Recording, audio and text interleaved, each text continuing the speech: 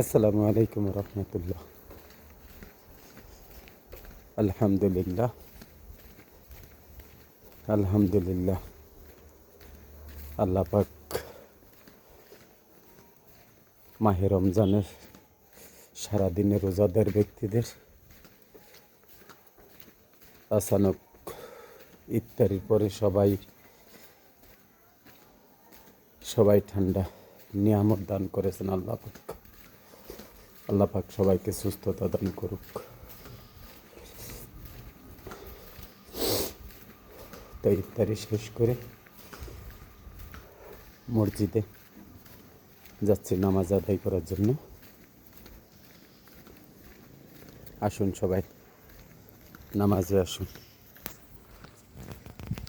আলহামদুলিল্লাহ, আল্লাহ পাক সবাইকে সুস্থতা দান করুক।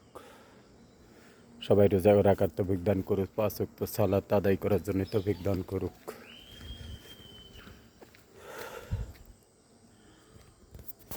তো রাখলাম। আসসালামু আলাইকুম রহমতুল্লাহ।